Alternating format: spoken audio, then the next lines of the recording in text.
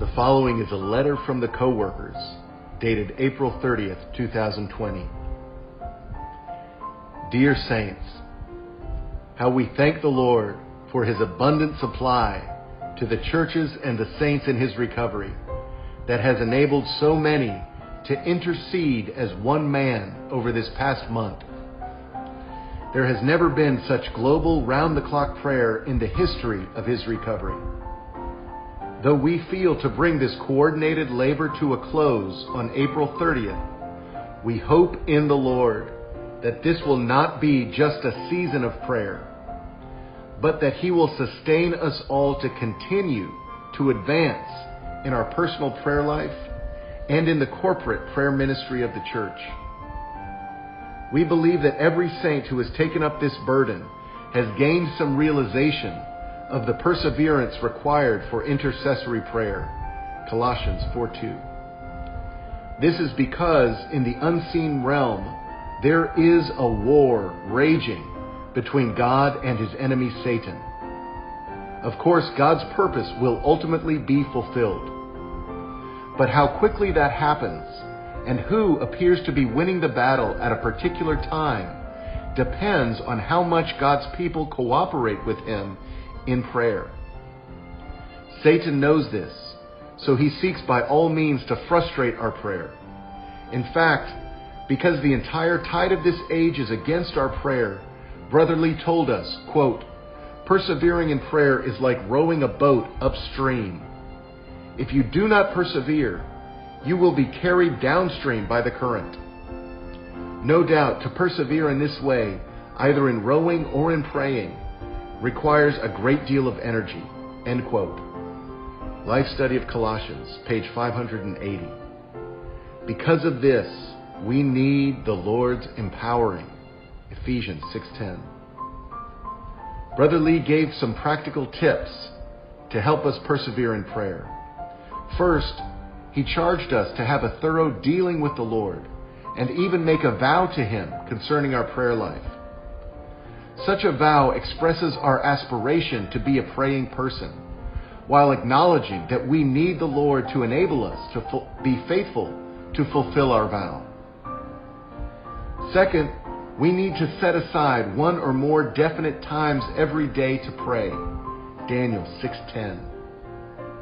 We should consider prayer the most important thing and not allow anything to usurp these times or to interrupt our prayer. Third, we need to be mindful of our speaking during our daily life, as loose talk dampens our praying spirit. Ephesians 4:29 and 30, Cliff Note. 1 Thessalonians 5:19 and footnote. Fourth, we need to use our spirit, exercise our will, calm our mind, and regulate our emotions in order to pray properly. Ephesians 6:18, 2 Timothy 1:7, 1 Peter 4:7. Fifth, experience teaches us that praying with a companion helps us to develop more consistency in our prayer. See Life Study of Colossians, pages 581 to 583, and Life Study of Ephesians, pages 552 to 555 for more detail on these helpful practices. Exercising to pray in such a way has tremendous benefits. It causes us to be mingled with the Lord so that we become a reproduction of Him as a man of prayer. Matthew 14:23, Mark 1:35, Luke 5:16. It causes us to set our mind on the things above instead of on earthly matters related to our own interests. Colossians 3:2. It enables us to join with the interceding ministry of the ascended Christ for God's interests on the earth. Romans 8:34, Hebrews 7:25. This intercessory prayer, which is in Christ and with Christ as the incense, is, quote, not a prayer for ourselves, but prayer for the carrying out of the divine administration, for the dispensing of God supplying grace, and for the churches and the saints. Such a prayer is a fragrant incense to God, It fulfills his purpose, satisfies his desire, and delights his heart. End quote. Exodus 37, footnote 1. Furthermore, as we come forward to the throne of grace in prayer, we receive mercy and find grace for timely help. Hebrews 4:16. Our prayer will bring blessing to ourselves, to our churches, and to our nations.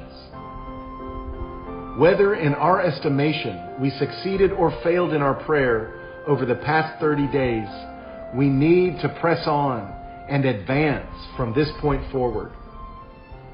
We strongly encourage all the saints to take the 30 suggested prayer burdens on unceasinglypray.org and pray over them again during the month of May.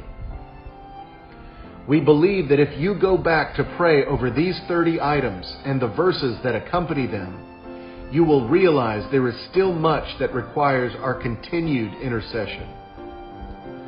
May the Lord strengthen his recovery and make us his house of prayer. Mark 11:17. Let us praise our merciful and faithful high priest, who is higher than the heavens. Hebrews 2:17, 7:26. And who brings us into oneness with him in his heavenly ministry of intercession. James 5:17 and footnote. Signed, your brothers in Christ, the co-workers in the Lord's recovery.